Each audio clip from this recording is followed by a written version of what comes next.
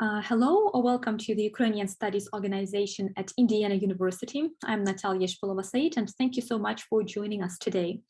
We have the opportunity to speak with Margarita Balmaceda. Just a few months ago, I had the pleasure of meeting with Margarita to talk about her book, which was recently published by Columbia University Press, Russian Energy Chains, the Remaking of Technopolitics from Siberia to Ukraine to the European Union. Margarita also participated in the screening of the film entitled Truba, the Pipe, which was organized at Indiana University by the Russian Studies Workshop. And Margarita shared her take on the film, and she also answered the audience's questions. So let me introduce Margarita at this point. Margarita Balmaceda is political scientist working at the intersection of international relations, the political economy of authoritarianism and democracy and technology, with special expertise in energy politics and commodities, especially steel and the metallurgical section in Ukraine, the former USSR, and the European Union. She has a PhD in politics from Princeton University and is professor of diplomacy. And she is also an associate at the Harvard Ukrainian Research Institute at Harvard. She conducted an extensive research in Ukraine, Russia, Belarus, Lithuania, Moldova, Hungary, Germany, and Finland. As always, we will start with our lecture, and Margarita will present on Ukraine's coal steel nexus, power, politics, global markets.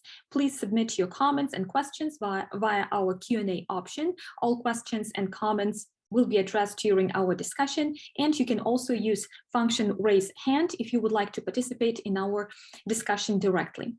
At this point, I would like to welcome Margarita. Again, thank you so much for joining us today. Natalia, it is such a pleasure to be here, to be sharing some of my insights and discussing with the membership of the Ukrainian Studies Organization at Indiana.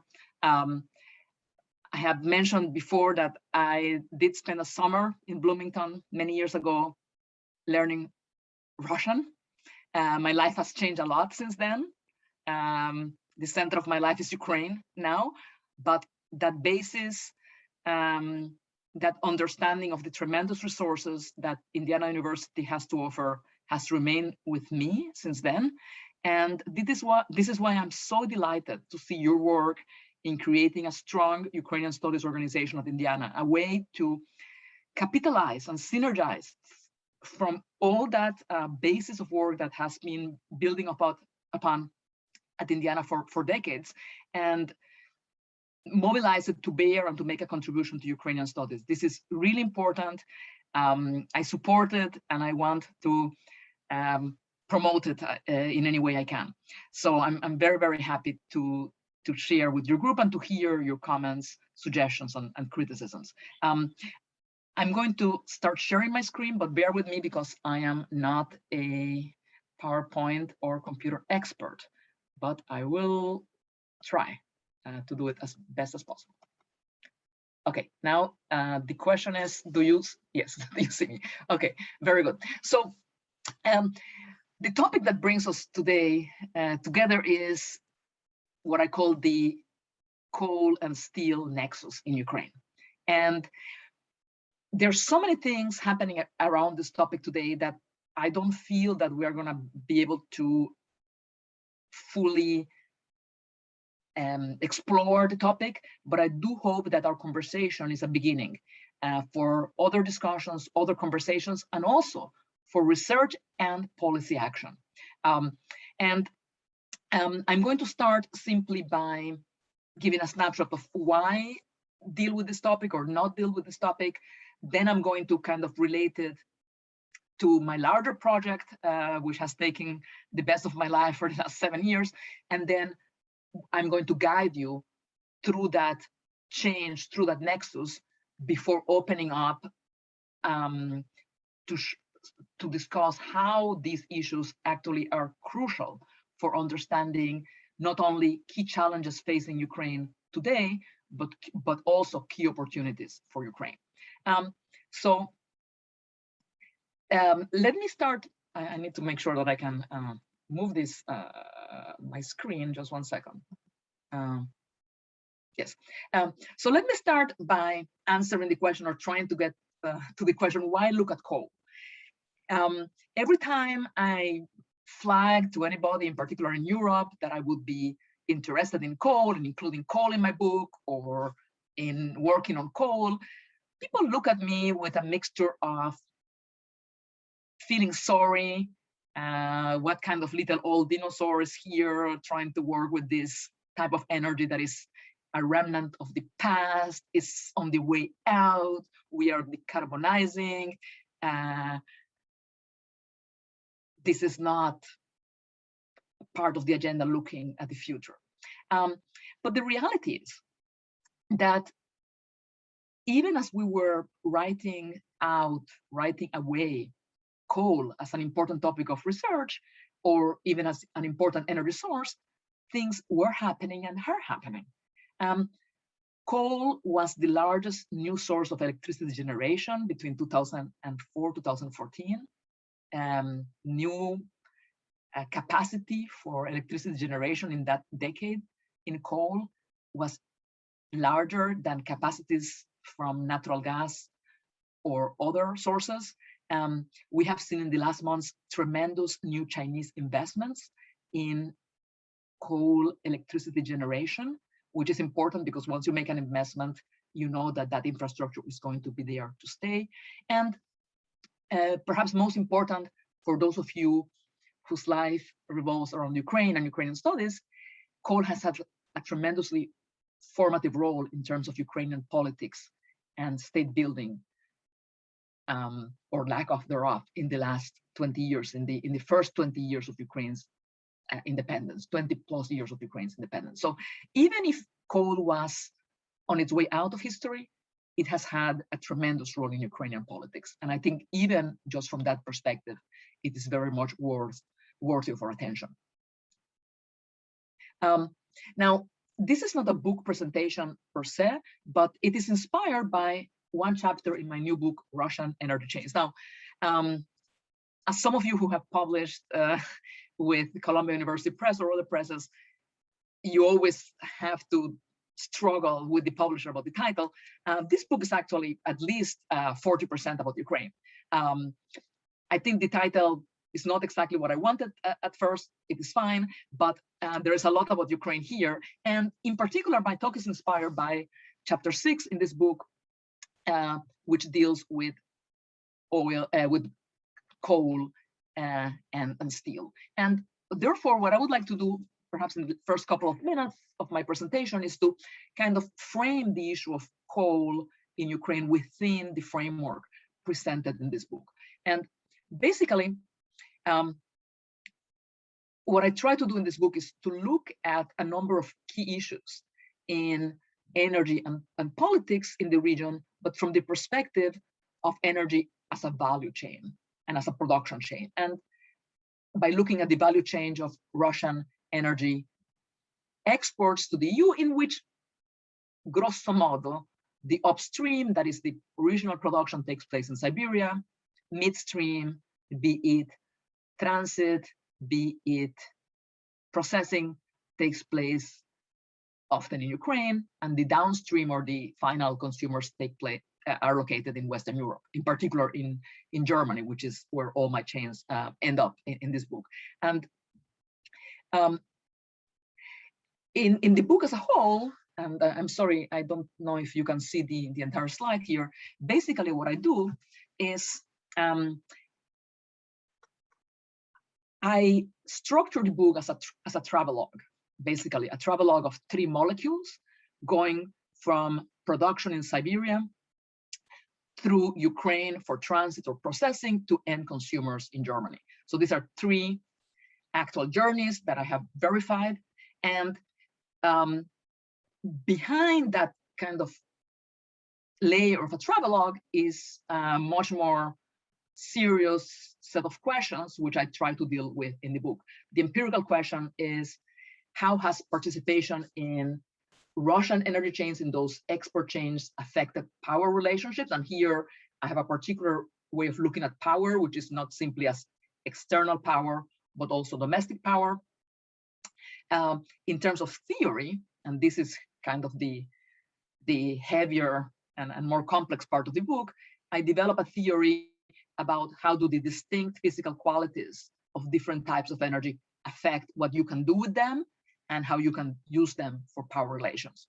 And then historically, I simply try to ask myself, how did participation in those Russian export chains help shape political life in post-Soviet societies, for example, in Ukraine? And the key issue here, the key kind of mental tease that motivates this book is the interplay, the tension between the risk or the threat of participating in those chains, including being dependent on Russian energy, and the possible advantages or temptations involved in being part of the chain. So these are kind of the issues that structure the book as a whole. And of course, the book doesn't deal only with coal, it deals with natural gas, it deals with oil, and the framework used in the book can be used also to assess other types of energy, including renewables and nuclear energy. So how does coal fare within this framework? In particular, how does coal fare when we try to understand how the physical qualities and the physical characteristics of different energy goods affect what we can do with them? It is a low value bulk cargo good. In general, you have a large volume of a good, which is highly heterogeneous. It's not so easy to classify in a small number of brands or types, as in the case of oil, and it requires extensive human labor intervention. Here we have an example, and we have many other examples of how transportation of coal is much more costly per unit of value, but also much more requiring of extensive human labor intervention. For those of you who have read Timothy Mitchell's 2011 book, you know that this is a very important issue that has been discussed in the case of, for example, the UK, but not so much in the case of the post-Soviet states and of the current period. But coal is not only an energy good, coal is also an industrial good. And one of the things that makes coal unique, and also unique for Ukraine, is that it is key not only for the direct energy chain of coal, power generation, electricity, but for another very important chain, which is the metallurgical chain. Coal transformed into coke, coke playing a role in steel production, and then transformed into steel. Let me make a small aside here to note that in our understandings and our research about energy politics, we have not only neglected the role of transit states, not only neglected the role of processing, but we have totally neglected the role of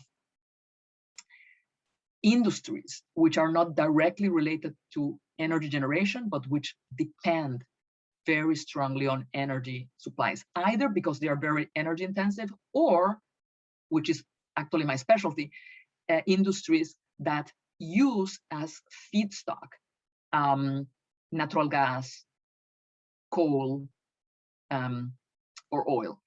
We are talking here about the chemical industry, we're talking about fertilizers, we're talking even about cement. This is going to be really, really important because it affects policy in very important ways, and this is something that has been totally neglected. Hopefully I will get to the policy side of this at the end of my presentation. So coal is a unique good in terms of its materiality. Coal is unique because it's important for two important value chains, and two important value chains that came together in Ukraine in a very unique way. When we are looking at the steel value chain, at the metal value chain, we have, of course, a whole set of steps that take place. If you look at chapter 6 in my book, I have a very detailed description of these steps, hopefully in a language that everybody can understand. But basically, we are talking about a process that goes from raw materials, including coal, coking coal, other raw materials like iron ore, limestone, to crude products, semi-finished products, and then finished products that are used for exports. For example, in the case of Ukraine, railway tracks, railway wheels, rolled products, and so on. And one of the riddles that indirectly my book and my work on coal has helped us, or tries to help us better understand, is how could Ukraine, with a number of very unfavorable conditions, actually come to play a very important role in the international steel market. I'm speaking in particular about the period starting around 2004, 2010, but this continues, the main dynamics continue to be true even today. On the one hand, Ukraine globally, in terms of global steel markets, faced a lot of negative conditions. There was and continues to be a global oversupply of steel, in particular because of China's huge role in the last 20 years in steel production, a fall in prices in the European Union because of oversupply and new supplies, major anti-dumping investigations against Ukraine by the European Union, the US, Canada. And yet, nevertheless, there was a miraculous success. Ukraine became and still remains a top 5 net exporter of steel. And for quite a few years, steel exports provided, and perhaps still provide, I don't have the latest figures, more than 30% of Ukraine's export revenue. So kind of a strange situation, unfavorable conditions and success. And obviously, this success was not simply a success that provided Ukraine with foreign revenue. It's not only a success that put Ukraine on the radar in terms of steel export, it was a success that supported a particular group, Ukrainian steel oligarchs. And one of them continues to be one of the richest persons in Europe, Rinat Akhmetov. And this goes back to one of the theoretical issues that are raised in this book, which is how energy can play a role not simply as an element of external power, let's say an element of Russian power, but also an element of constitutive power, power to, not only power over. And this is very, very clearly seen in the case of Ukrainian steel oligarchs. So how do we explain this success? Yes, in the mid-2000s, there was an upswing in demand. But most importantly, Ukrainian steelmakers found ways to avoid European Union limitations, and I will be talking about that in a moment, but also to secure huge profits despite generally outdated technology. Actually, Ukraine is today the only country in the world using the most outdated steel technology. A steel technology most of us only hear from by reading history books or history of science books, open heart furnace steel production. In Ukrainian, it's often referred to as Martenka because of the Siemens Martin process. And that is the technical name of this process when it was started in the late 1900s, when, of course, Ukraine, as part of the Russian Empire, Eastern Ukraine was very important for the beginnings of industrial steel production in the Russian Empire as well. So how did they manage? How could they secure large profits despite outdated technology? Well, I think we need to go back to the 1990s and what I call a perfect storm.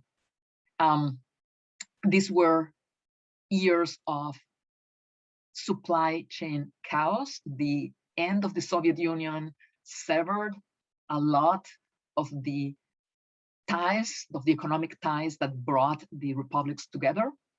Economic ties having to do not only with supplies to particular factories, but also with markets to those factories and with supply of feedstock.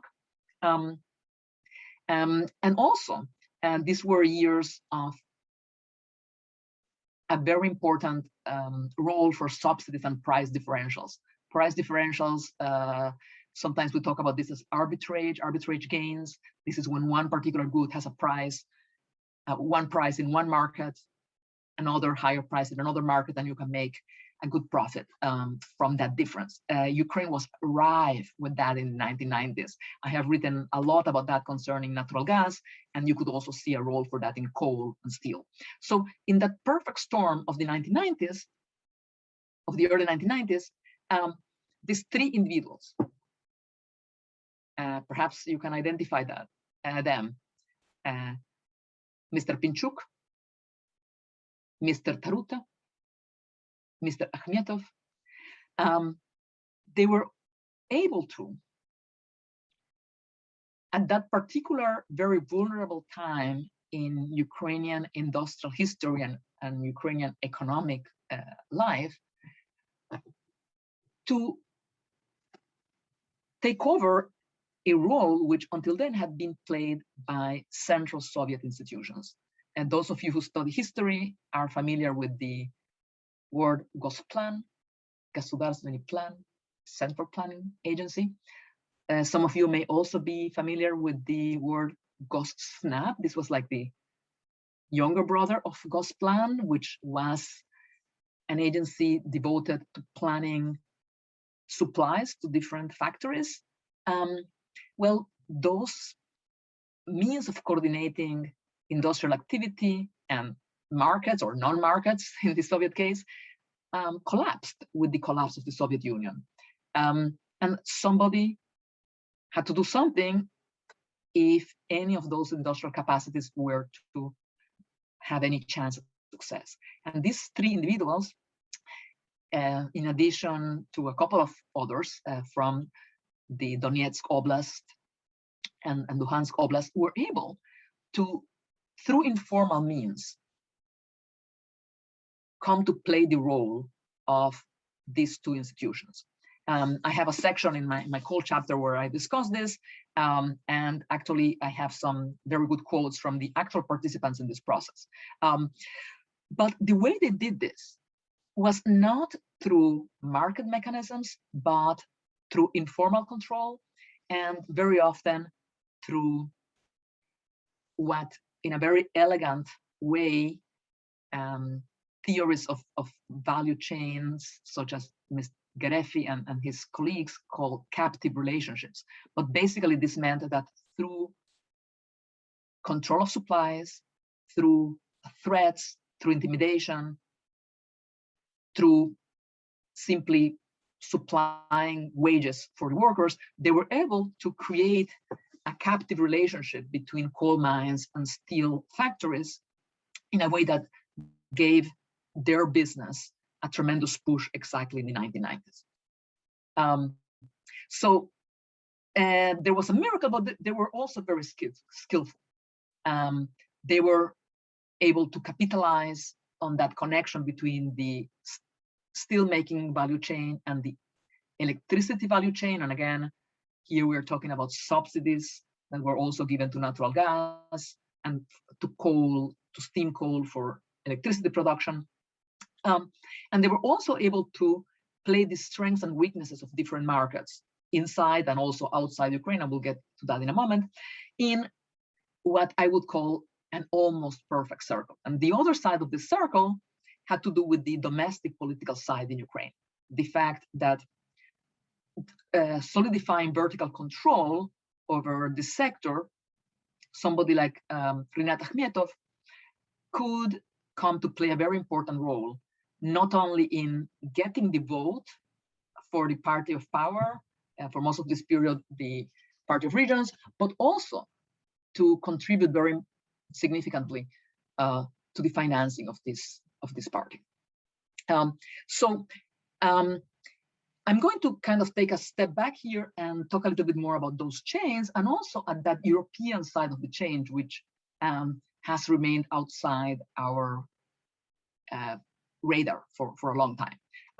So we have here kind of in a magnifying glass, Luhansk, Donetsk.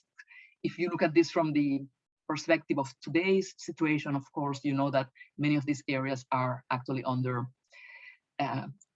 separatist and Russian control. So this is another set of issues which we will discuss later. But there is an unexpected turn in the road. Actually, this map is not correct because the line is not going through Ukraine, it's going through the sea.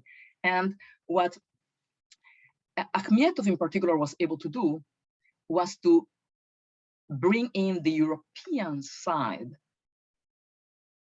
of the steel market to play for his benefit as a way to avoid European Union restrictions, as a way to avoid European Union dumping investigations. And the key place here is a lovely place near Trieste called San Giorgio di Nogaro. An unexpected turn on the road, but a very important one for Akhmetov and for Ukraine. In the picture above, you see the center of town, perhaps typical small Italian town. At the bottom, you see an area of San Giorgio di Nogaro called Ausahorn, and it is a unique area where 10 to 15 metallurgical factories are located. What kind of factories, and how does this play into Ukraine's fate and into Akhmetov's fate? Well, you're not, this is supposed to be about Ukraine and about politics, but actually this is all happening within the context of what was happening in the Italian steel sector during this period, and which is a situation where a lot of Italian family-owned steel companies, steel re-rolling companies, I will explain that in a moment, come into crisis because of competition from China, competition from elsewhere.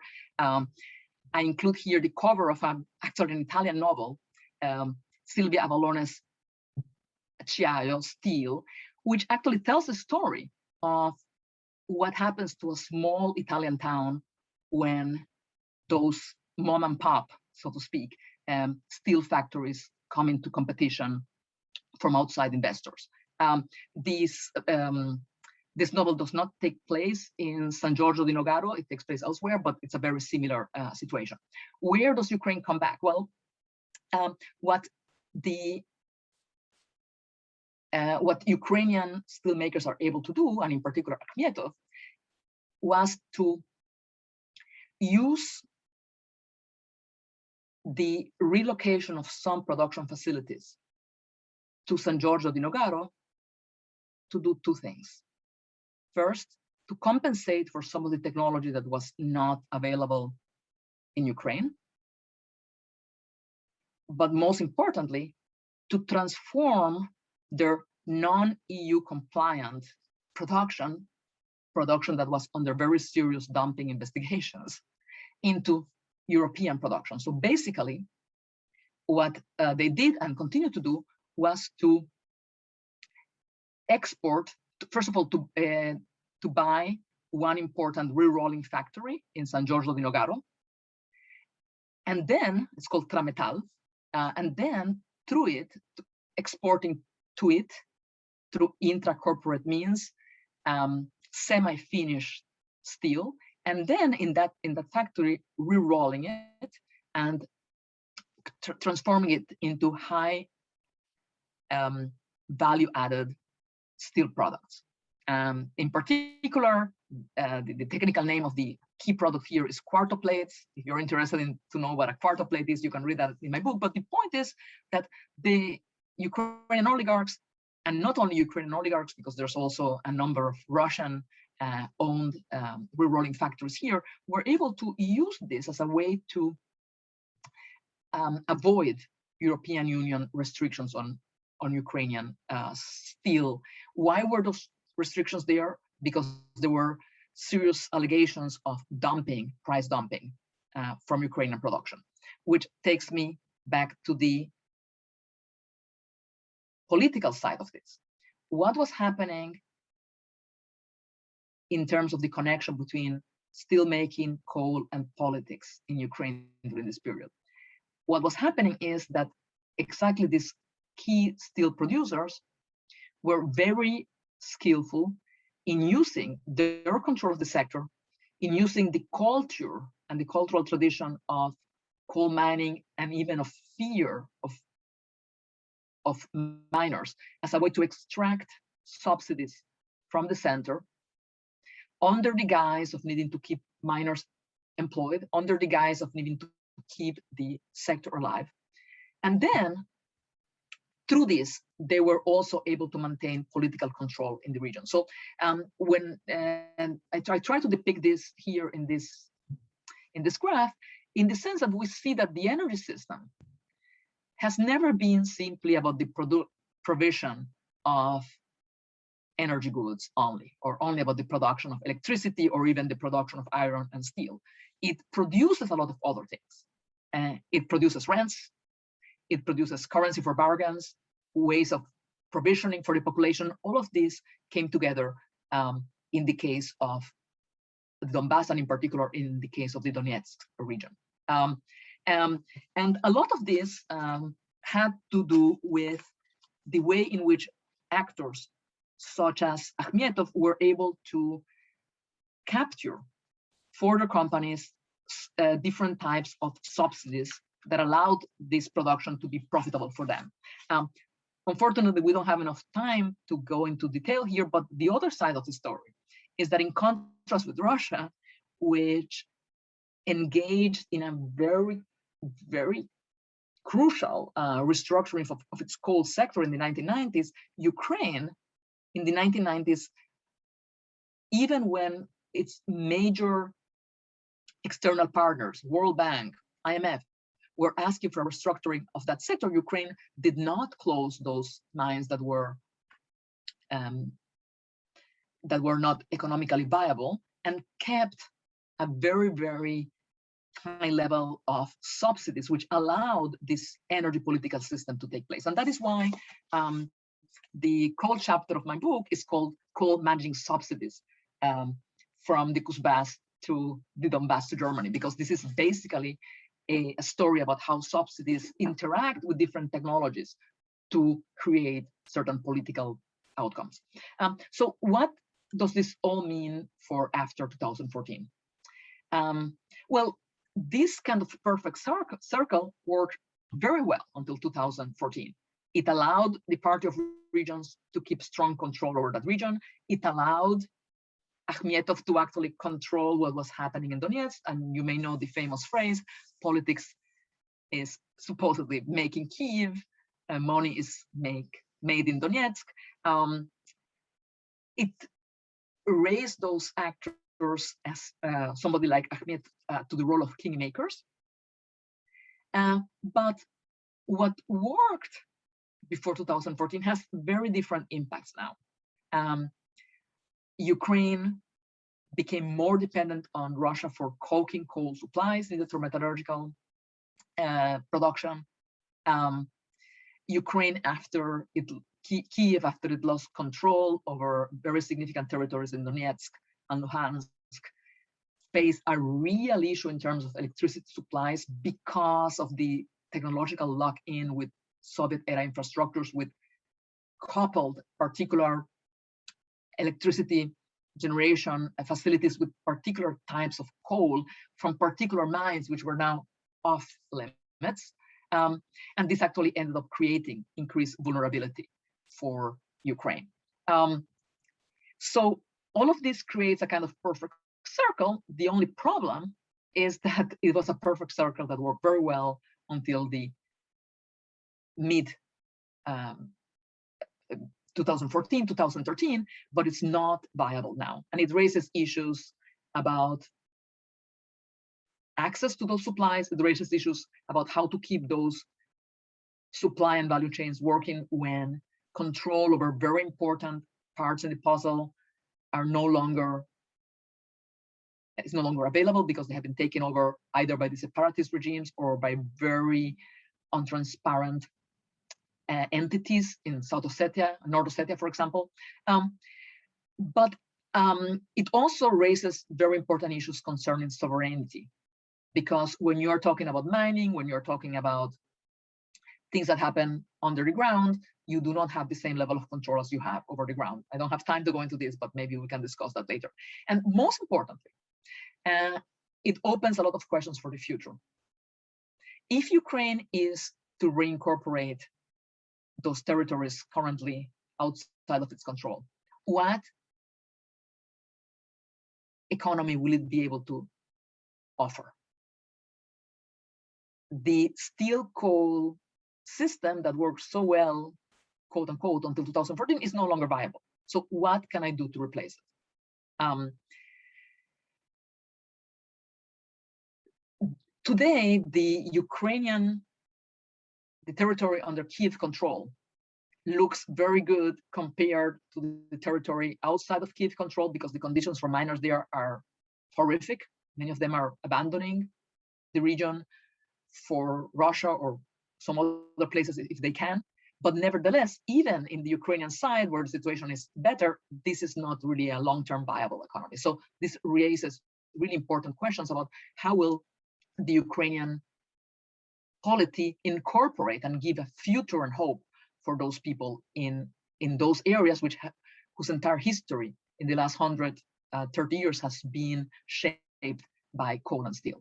And a very important question, which I only have time to flag now, is what happens to Ukraine's coal steel nexus in a carbon price world? That sounds a little bit hard to understand. Carbon price world. Well, the European Union, which has been the main buyer of Ukrainian steel exports, has engaged or is engaging in a policy to start charging duties for goods produced outside of the EU, which have carbon values higher than EU averages. Okay, there are different ways of calculating this, and according to some very serious calculations, Ukraine, and in particular because of its steel production and its high environmental costs, high CO2 emission steel production, is going to be one of the most affected countries and the most affected country per capita. So a lot of questions open to Ukraine. I'll be happy to continue the discussion in other ways, but for now, I just want to hear your suggestions, your comments, and to have a little bit of a discussion with you. Thank you. Thank you so much. Thank you so much, Margarita. Would you mind stop sharing the screen for right now? Let me see how I do it. Okay, perfect. Well, at this point, we will proceed to our discussion. Please leave your questions and comments in our Q&A box, since I was informed that our chat box is disabled for some reason. So please leave your comments in our Q&A section. So thank you so much again, Margarita, for this very detailed perspective on the energy sector in Ukraine. And as you know, I really enjoyed your book, Russian Chains, about which we had a chance to talk about in the summer. And I really appreciated also this very detailed analysis of a highly intricate and highly sophisticated, I would say, system that involves energy resources. And I would like, if we have time, I would like to go back a little bit in time. In your book and in your presentation today, you also mentioned that Ukraine has a heavy legacy from the Soviet Union, specifically in the energy sector as well. And I'm wondering why that system wasn't changed in the 90s, for example. And when you participated in the screening of the pipe just a few months ago, you also touched upon this connection between the present moment and the past moment, and the film, by the way, also portrayed very acutely how tightly the current situation with the let's put it this way, with Russia's manipulative strategies using the natural gas is connected with the past, with the Soviet Union in particular. So would you elaborate a little bit more on how the current situation is still connected to the Soviet legacy in terms of how the whole infrastructure was built, and why in the 90s efforts were not directed toward the change in this sector? Thank you so much, Natalia. Let me just flag very quickly some of the ways in which those legacies take place. The first way in which that legacy takes place is in a very material way, the way specific electricity generation facilities were built. They were built specifically directed at the use of specific coal from specific mines.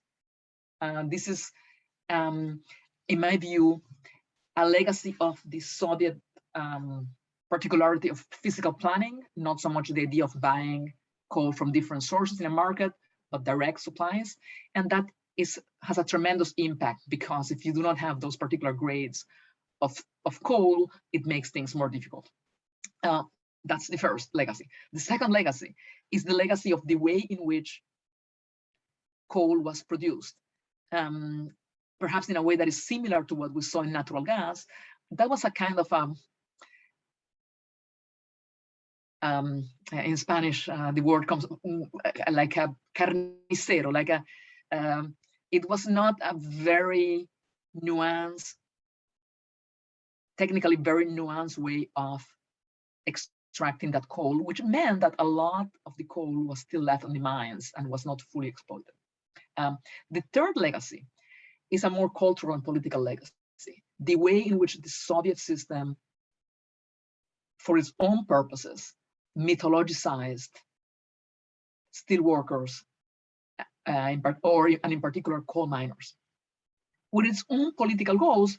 But all of these kind of came to play a role because, as we know, in the late 1980s, coal miners played a very important role in the Soviet Union, in Ukraine, as a force for positive change, and they remained in the imagination of the public, in the imagination of the elites, a very important player, latent player, direct player, but that idea of the threat or the possibility of minor mobilization was always there. And these are three very important legacies. Why didn't Ukraine do anything or didn't do as much in the early 1990s? Well, I think part of it has to do with exactly that fear of minor mobilization. The memories of a miners' march into Kiev, the idea that this could take place again. And the reality is that coal and mining played a very important role in the thinking of Ukrainian politicians, but perhaps in a different way than we may think of. When every advisor from the IMF and the World Bank was asking Ukraine to try to rationalize the mines, Ukrainian politicians were thinking about two things. First and foremost, they were thinking about employment. What will happen if you have massive unemployment in a concentrated area of Ukraine, in a group that has been in the past politically mobilized? What is the threat of this?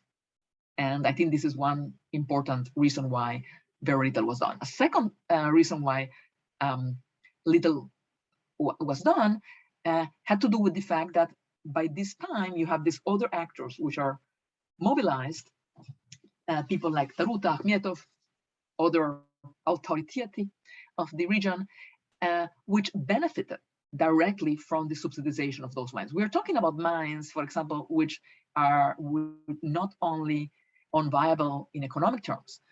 We're talking about mines which are not viable in calorie terms.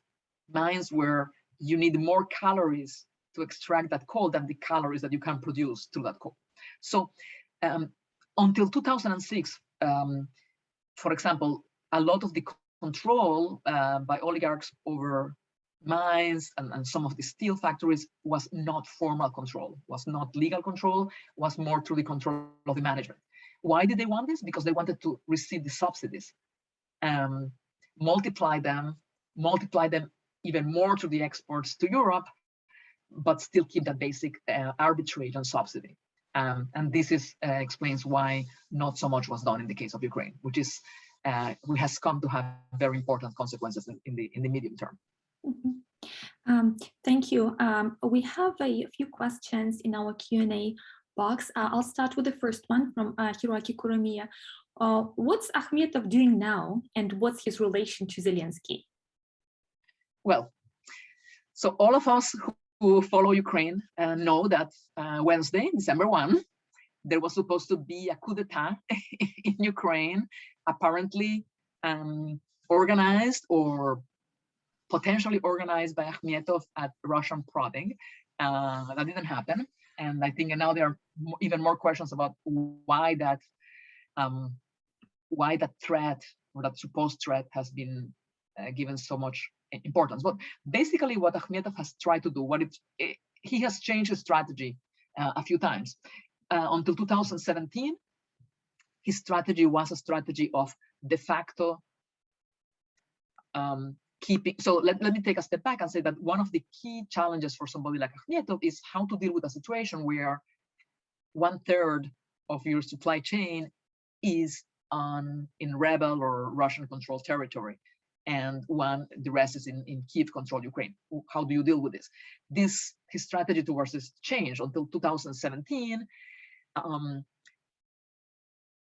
He basically maintained good relations with those powers in LNR and DNR, while also keeping good relations with the Kiev power. The way he did this was, for example, by keeping the production units in those territories, but legally making them have their headquarters in Kiev-controlled territory. After the cold blockade of 2017, when many veterans and others were unhappy with the trade with those territories, he has faced a much more complicated situation because a lot of his facilities had been quote unquote nationalized by those authorities. And whereas before he could play a double role much more easier, now this is very untenable. What he has tried to do is to emphasize the international side of his company. Remember that Akhmetov has not only facilities in Ukraine, but in Italy, in the UK, even I think he owns a mine in the US. So he has tried to capitalize on that. And I am not sure whether there is any hope that the facilities in the separatist and occupied territories will have a future, because a lot of that infrastructure has been destroyed. So that's the short answer to this question. We have a question from Volodymyr Kulik. Margarita, could you please talk a bit about how different Ukraine is in this respect from other post-Soviet countries serving of mediators of Russian energy resources on their way to the EU? Thank you, Volodya. So in some ways, Ukraine is similar. In some ways, Ukraine is different. Let me start by emphasizing the ways in which it's different, but also I want to talk about the ways in which it's similar. Ukraine is different in the sense that the level of corruption we saw in energy politics in Ukraine in the 1990s, in the 2000s, was so extreme that it basically prevented Ukraine from shaping a clear energy policy. My first book on energy in the region is subtitled Explaining Ukraine's Energy Non-Policy, because actually, if you look at Ukraine's energy policy up to 2005, during the entire period of the Kuchma leadership, I would not say that this was a real energy policy. This was simply, energy was simply used as a way to balance the interests of different oligarchic groups. So one way in which Ukraine is unique is the degree to which that level of corruption really came to affect energy policy, be it through the role of intermediary companies in the natural gas business, UkrEnergo, RosUkrEnergo, Firtash, be it through the way in which control of Ukernafta, for example, led to manipulations in oil and oil product supplies that actually totally killed the Ukrainian oil refining sector. There's a very good discussion of this in the oil chapter of this book. So the role that corruption played in terms of making it difficult for Ukraine to establish a clear energy policy, and I think this is unique. I have not seen something of that level in other transit states. Maybe there is something like that in the case of Kazakhstan, but this is a country that plays a somewhat different role because it's not a transit state, but more a production state. Now, in which ways is Ukraine similar? Well, I think this is one important motivation for writing this book, because what I came to understand after having written 3 other books on the topic was that even if you discount for the issue of corruption, even if magically you could get rid of corruption, for all those states that played some role in those Russian energy chains, not only Ukraine, but also Belarus through oil refining and pipelines, Lithuania, Latvia through oil reshipment. For all these countries, even if you would discount the issue of corruption, there was always an element of opportunity, even if you want to call it temptation, of participating in those Russian energy export chains. Lithuania was not happy when transit and transshipment through it was curtailed. Latvia was not happy. The participation in those Russian energy export chains, even if we discount again for the issue of corruption, was very important, not only as a source of income, but in some ways as a source of counterpower vis-a-vis Russia, or in the case of Ukraine, as a way of triangulating the relationship with Ukraine, an important transit state.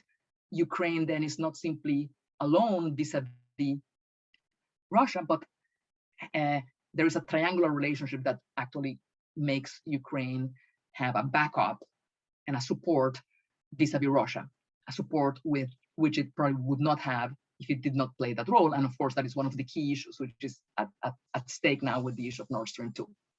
Thank you for the question, Volodya.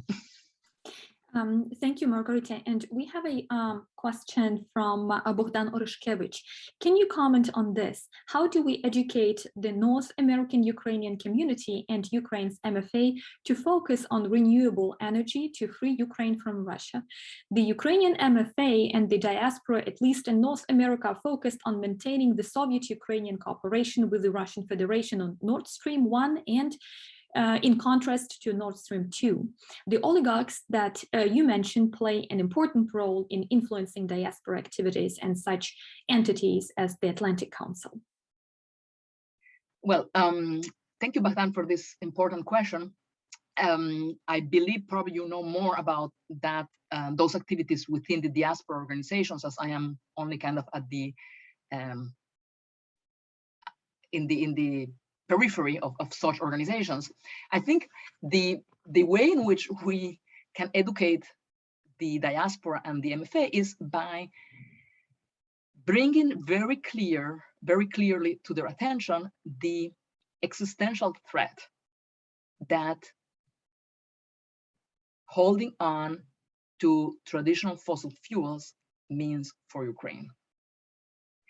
At the end of my presentation, I made a short reference to carbon pricing. Since the end of 2019, the European Union has been discussing the so-called cross-border adjustment mechanism, has a long name, very bureaucratic name, which basically is a duty that will be placed on imports from non-EU states for goods that are made using high CO2 production. This is an existential threat to Ukraine. I don't know if I can share my screen again. Yes, of course. Just for a moment. Okay, I don't know if I have the. Yes, I'm gonna go very fast to the end because I have this at the end. Yes, so I don't know whether you can see this very well, but these are very good estimates about what the fees charge for products imported from some key EU partners such as Russia, Turkey, and Ukraine would be. At the beginning of this process, it is expected to cover only steel, fertilizers, a number of other indirect products. Here you have Ukraine as the number 2 country affected, but Ukraine obviously per capita is a much higher impact than Russia. And if you move to 2035, you have a situation where the impact on the steel sector, which is the beige column, is higher for Ukraine than for Russia. So basically, these are very, very serious. I'm going to stop sharing now. Very serious impacts of not moving towards decarbonization. But I would also say that Ukraine cannot do this alone. Ukraine needs very important investments to do this. There is the so-called Green Deal for Ukraine. This is the product of the German-US agreement to allow Nord Stream 2, or at least at that moment, allow Nord Stream 2 to continue. There is an investment of 360 million for Ukrainian modernization and for moving away from coal. This is certainly not enough. So I think it's not only educating those organizations, but it's also investing in the needed technologies. I think we're running out of time, but still I would like to ask one more question before we end our session. So since Nord Stream 2 was mentioned, and I'm wondering what are the consequences of the Nord Stream pipeline for Ukraine, because the conversations are ongoing, and in spite of the fact that Germany and the US assured that they will somehow protect Ukraine's interests and Ukraine's security, even when the pipeline is implemented and is working. However, the conversations are ongoing, and we still talk about those dangers, right, which are entailed together with this pipeline. So what's your perspective on this pipeline? What are the consequences of the pipeline, and why are some countries still so reluctant to take more strict measures against Russia's manipulative strategies? Let me start with the end. Many players in the European Union, similar to many players in Ukraine, benefit from Russian energy chains. And in particular, they benefit from the way in which the contracts about Nord Stream 2 were drawn, that gave countries part of that consortium some very significant, not countries, but companies, advantages. And that economic benefit really shapes and colors their view of Nord Stream 2. I think a lot of the views, European views of Nord Stream 2 are changing, because the way in which Russia has, in my view, overplayed its hand after the pipeline was completed, now that the question is certification, I think it has made many people aware that maybe this is not a good idea. But basically, there is a strong lobby that has very important interest in participating in those Russian export chains. And the impact on Ukraine takes place at many levels, but since we are running out of time, let me say that a key impact, two key impacts are political and technological. Politically, taking Ukraine away from natural gas supply to Europe leaves Ukraine one-on-one with Russia, and this is a problem for Ukraine. But at a technological level, and again, this is one issue that I really discuss at length in the natural gas chapter of this book, which is subtitled Managing Pressure from Siberia to Ukraine to Germany. At the technological level, if Ukraine's natural gas transit system is not loaded to a certain level in terms of percentages, it's not only very difficult for the rest of that natural gas to move because there's no pressure in the pipeline, but it's also very difficult for Ukraine to maintain its domestic supply system for natural gas. And that is something that obviously has very serious consequences. So I'll leave it at that for now, but we have here political, economic, which are important, but not the most important, and technological and even supply, everyday supply consequences.